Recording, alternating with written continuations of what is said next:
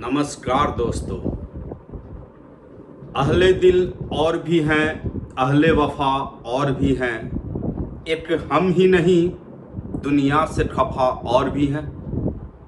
अभी के इस दौर में कोरोना अपना प्रकोप फैलाए हुए है और मेरे जैसा आदमी बस एक ही लाइन को रटे हुए कोरोना। तो इसी कोरोना से प्रभावित होके मेरा ये अगला YouTube वीडियो जो केमिस्ट्री का सबसे टिपिकल टॉपिक माना जाता है सॉल्यूशन चैप्टर में, वैन हॉफ फैक्टर, इसी पे आज हम चर्चा करेंगे और बताएंगे कि इस टॉपिक को कैसे सॉल्व कर सकते हैं। ये वैन हॉफ फैक्टर जो है, वैन हॉफ एक साइंटिस्ट हैं जो बतलाए थे एबनॉर्मालिटी के बारे में। इंसान हमेशा एबनॉर्मल हो जाता है। अभी जैसा समय चल रहा है एबनॉर्मालिटी ज़्यादा पाया जा रहा है। जो इंसान दिन भर घर में है वो किसी एक स्पीसीज को देख के, बार बार देख के एबनॉर्मल हो गया। और जो इंसान, दूसरा टाइप का इंसान जो घर में है, वो किसी और स्पीसीज को नहीं देख के एबनॉर्मल हो गया। तो एबनॉर्मल इंसान दो ही कंडीशन में होता है, या तो वो किसी के साथ जुड़ जाए या फिर वो टूट जाए। तो जुटना और टूटना लगा रहता है। यहाँ पे भी केमिस्ट्री में बहुत सारे कंपाउंड हैं जो जुटने और टूटने से एबनॉर्मल हो जाते हैं। चूँकि हम लोग जानते हैं कि qualitative properties depends upon the number of particles, और जुटने से नंबर ऑफ पार्टिकल्स कम हो जाते हैं और टूटने से नंबर ऑफ पार्टिकल्स बढ़ जाते हैं। तो टूटना और जुटना यही दो मेन कारण है एबनॉर्मल होने का। So abnormality in molecular mass are found either due to association of particle or dissociation of particle. So association and dissociation, these are the two important reasons responsible for abnormality in the compound. और number पे qualitative property है। फिलहाल हम लोग देखते हैं association of particle. तो यहाँ पे CH3COOH acetic acid, ethanoic acid जिसका मॉलिक्यूलर मास 60 है। हर इंसान जानता है कि यह अकेला है, लेकिन जब हम इसके नजदीक जाएंगे तो पता चलेगा दो मिलके एक हो गया है, यानी ये डाइमर बन गया है। बहुत बार लाइफ में दो इंसान एक हो जाते हैं, तो यहाँ पे ये भी डाइमर हो गया है। और मॉलिक्यूलर मास जो हम 60 समझ रहे थे वो अब इसमें 120 पाया जाएगा, क्योंकि ये डाइमर बनाया due to formation of a hydrogen bond. Hydrogen bond, hydrogen bond क्या होता है फिर से चर्चा कर दे।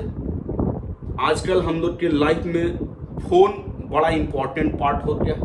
इसके बिना जीवन ही अधूरा टाइप से फील होने लगा। मेरा भी कंडीशन देखिएगा, पुराने वाले फ़ोन का क्वालिटी थोड़ा अच्छा नहीं था, तो मैंने भी फ़ोन बदल लिया है और अच्छे क्वालिटी के लिए आईफोन ले लिया। तो फ़ोन जो है जीवन का हिस्सा बनते जा रहा है। हाइड्रोजन बॉन्ड भी फ़ोन से रिलेटेड है। फोन क्या होता है और हाइड्रोजन बॉन्ड क्या होता है? हाइड्रोजन बॉन्ड में एक एटम हाइड्रोजन होना चाहिए किसी भी मॉलिक्यूल का, और दूसरा FON. FON means fluorine, oxygen और nitrogen. So here the force of attraction between hydrogen atom of one molecule and electronegative atom like fluorine, oxygen or nitrogen of another molecule are known as hydrogen bond. तो यहाँ पे acetic acid जो dimer बन गया है, dimer मतलब दो molecule जुट के एक हो गया है, और ये जुटा इसलिए क्योंकि इसमें हाइड्रोजन बॉन्ड पाया। तो जो हम लोग समझते थे ये 60 है, वो अब 120 मिल रहा है। यही एबनॉर्मलिटी का निशानी है और यही एसोसिएशन है। उसी टाइप से डिसोसिएशन में देखिएगा KCl, पोटेशियम क्लोराइड, जो कि इलेक्ट्रोलाइट है। सभी समझते हैं कि ये एक है, लेकिन जब नजदीक जाइएगा, जब इसको सॉल्वेंट में डालिएगा तो ये भी टूटा हुआ महसूस होगा। K plus and Cl-। यहाँ पे पोटेशियम का मास 39 और Cl का मास 35.5। दोनों जब ऐड कीजिएगा, क्योंकि मेरा तो मैथ बचपन से मजबूत है और अभी और ज़्यादा मजबूत हो गया है, 74.5 रीजन आप जानते हैं, इसमें ये जस्ट इसका हाफ हो जाता है, 74.5 डिवाइडेड बाई 2। तो ये टूटा हुआ है और टूटा होने से नंबर ऑफ पार्टिकल बढ़ गया, और जब नंबर ऑफ पार्टिकल बढ़ गया तो क्वालिटेटिव प्रॉपर्टी चेंज हो गया। यानी केमिस्ट्री में कोई भी कंपाउंड एबनॉर्मल दो ही कंडीशन से होते हैं, या तो जुटने से या फिर टूटने से। और दोस्तों आप तो जानते ही हैं, यदि इंसान एबनॉर्मल हो जाए तो उसके लिए मेंटल हॉस्पिटल बना हुआ है। हिंदुस्तान का पहला फेमस मेंटल हॉस्पिटल आगरा में है। पता है वहाँ क्यों है? क्योंकि आगरा जो है वहाँ ताजमहल है। ताजमहल प्यार का निशानी, जिसे शाहजहां ने बनाया था। फिर वहाँ मेंटल हॉस्पिटल क्यों बना? शाहजहां जब अपना हिसाब जोड़ा तो वो मेंटली डिस्टर्ब हो गया, बोला मजाक मजाक में बहुत खर्च हो गया है, इसीलिए वहाँ मेंटल हॉस्पिटल बना ताकि उसका इलाज हो सके। तो मेरा जो पहला बीएड है वो वहीं से है। संभवतः मैं रांची का पहला टीचर हूँ जो डबल बीएड हूँ, दोनों NCT अप्रूव्ड, तो पहला आगरा से किया है। दूसरा बड़ा मेंटल हॉस्पिटल जो हमारे रांची में है, तो मेरा दूसरा बीएड यहीं से है। रांची में मेंटल हॉस्पिटल क्यों बना? ताकि दूसरा ताजमहल न बन जाए, पहले ही उस पेशेंट का इलाज कर दिया जाए। और यहाँ का मेंटल हॉस्पिटल में मैं हमेशा आते जाते रहता हूँ। वहाँ सारे डॉक्टर से पेशेंट से धीरे धीरे जान पहचान हो गया। कुछ दिन पहले जब मैं वहाँ गया था तो डॉक्टर जो है पेशेंट लोग का ट्रीटमेंट कर रहे थे। बहुत सारा पेशेंट 10 साल से एडमिट था, कोई 5 साल से, कोई रिसेंटली भी आया। डॉक्टर भी जानना चाह रहा था कि क्या पेशेंट सही हुआ या नहीं, या वो ऐसे ही यहीं पड़ा हुआ है। ये जानने के लिए मेरा पढ़ाई आपको कितना समझ में आ रहा है ये तभी पता चलेगा जब आप टेस्ट देंगे। तो डॉक्टर ने भी सारे पेशेंट का टेस्ट लिया, सबको एक रूम में बैठा दिया, सामने एक डॉक्टर, और वो डॉक्टर सबसे एक ही सवाल पूछा, वेयर इज योर आई? किसी ने बोला sir this is my eye. दूसरे ने बोला no sir he is wrong, this one is my eye. एक बोला no sir this is my eye. गलती से एक पेशेंट बोला कि no sir all are wrong, this is my eye. Doctor बड़ा खुश हुआ, बहुत खुश हुआ। उससे पूछा कि तुमने ये जवाब कैसे दिया? बोला सर ये तो मेरे दिमाग का कमाल था। क्या बोला उसने? कि सर ये तो मेरे दिमाग का कमाल था। यानी जो मेंटल पेशेंट है वो हमेशा डिस्टर्ब ही रहेगा, उसको मेन लाइन में लाएंगे। तो यहाँ पे भी जो भी मेंटल पेशेंट है उसके लिए वैन गॉग भैया आए थे। उन्होंने एक अपना फैक्टर इंट्रोड्यूस किया था आई, जिसको बोलते हैं वैन गॉग फैक्टर। तो ये वैन गॉग फैक्टर जो है जिसको आई से रिप्रेजेंट करते हैं, what is van't Hoff factor? Van't Hoff has introduced his factor I to rectify the abnormal molecular mass. और इस आई का फॉर्मूला होता है I is equal to OC। तोसी नहीं, OC।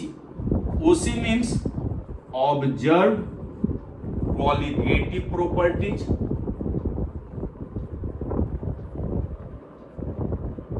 Divided by normal colligative properties.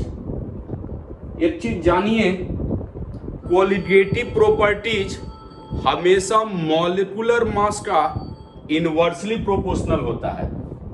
यानी जो observed colligative properties है उसका इनवर्सली प्रोपोर्शनल क्या हो जाएगा, ऑब्जर्व्ड मॉलिक्यूलर मास।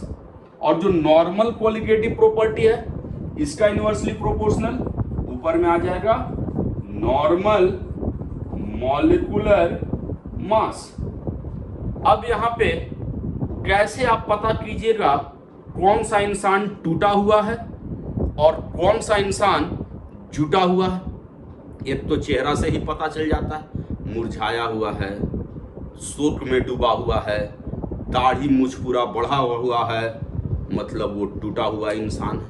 तो यहाँ पे वही आई का वैल्यू निकालिएगा और कौन सा जुटा हुआ है उसका चेहरा बतलाएगा, हमेशा फोन में बिजी रहेगा, समझे। तो वैसा इंसान जुटा, तो यहाँ पे भी कौन टूटा हुआ है कौन जुटा हुआ है वो जानने के लिए आई का वैल्यू निकालते हैं। जैसे एसिटिक एसिड के बारे में मैंने बताया, नॉर्मल मॉलिक्यूलर मास पूरा दुनिया जानता है कि उसका मॉलिक्यूलर मास 60 है, लेकिन जब उसके नजदीक जाइएगा, ऑब्जर्व कीजिएगा तो पता चलेगा दो मिलके एक बने हुए हैं, यानी 120। और इसको जब डिवाइड कीजिएगा तो 1/2 मतलब 0.5। मतलब जब I का value less than 1 it is the case of association. तो जब कभी I का वैल्यू 1 से लेस हो तो यहाँ पे एसोसिएशन हो जाएगा, और जब I का वैल्यू मोर देन 1 हो जाए तो it is the case of dissociation. तो एसोसिएशन कैसे पहचानिएगा और डिसोसिएशन कैसे पहचानिएगा, I का वैल्यू लेस देन 1 एसोसिएशन और I का वैल्यू मोर देन 1 डिसोसिएशन। और बहुत कोई नॉर्मल भी होते हैं, I इज इक्वल टू 1 तो ये क्या हो जाएगा, नॉर्मल हो जाएगा। तो तीन टाइप के इंसान होते हैं, एसोसिएटेड, डिसोसिएटेड और नॉर्मल। सवाल ये उठता है कि कोई टूटा हुआ है तो कितना परसेंट टूटा हुआ है, टूटा हुआ है तो कितना परसेंट टूटा हुआ है। क्या सिर्फ फोन पे बात ही करना छोड़ दिया है, कि घर से बाहर निकलना छोड़ दिया है, या फिर कुछ और प्लानिंग है, ब्लेड से नाम पता लिखने का या कहीं से जंप मारने का। यदि जंप मारने का प्लानिंग है मतलब 100% टूटा हुआ है। बता दें, एक बंदा था और एक बंदी थी, दोनों डिसाइड किया कि चलो सुसाइड करते हैं। दोनों पहुंच गया पहाड़ पे। उसके बाद बंदी बोली बंदा से कि पहले तुम जंप मारो, क्योंकि बंदी हमेशा होशियार होती है। बंदा बोला ठीक है, उसने जंप मारा। बंदी वहां से लौट गई, बोली प्यार अंधा होता है। बंदा भी अपना पैराशूट खोल दिया, बोला प्यार कभी नहीं मरता है। तो ये सिम्टम है कि दोनों नॉर्मल थे और होना भी चाहिए, समझे, क्योंकि जीवन अपना है और इसको बचाए रखना है। इसीलिए लॉकडाउन पीरियड में घर में ही रहें। तो यहाँ पे बता रहे थे, क्या बता रहे थे कि टूटा हुआ है तो कितना परसेंट टूटा हुआ है, इसी को बोलते हैं degree of dissociation. Degree of dissociation किसको बोलते हैं, यानी 1 मोल में या 100% में कितना परसेंट टूटा हुआ है, जिसका फॉर्मूला होता है, सिंबल होता है alpha. Alpha is called degree of dissociation. I-1 by n-1, alpha equal to I-1 by n-1। उसी टाइप से दूसरा टर्म है डिग्री ऑफ एसोसिएशन। जुटा हुआ है तो कितना परसेंट जुटा हुआ है, क्या जीवन भर जुटा रहेगा, इसका है alpha degree of association. I minus 1 by 1/n minus 1।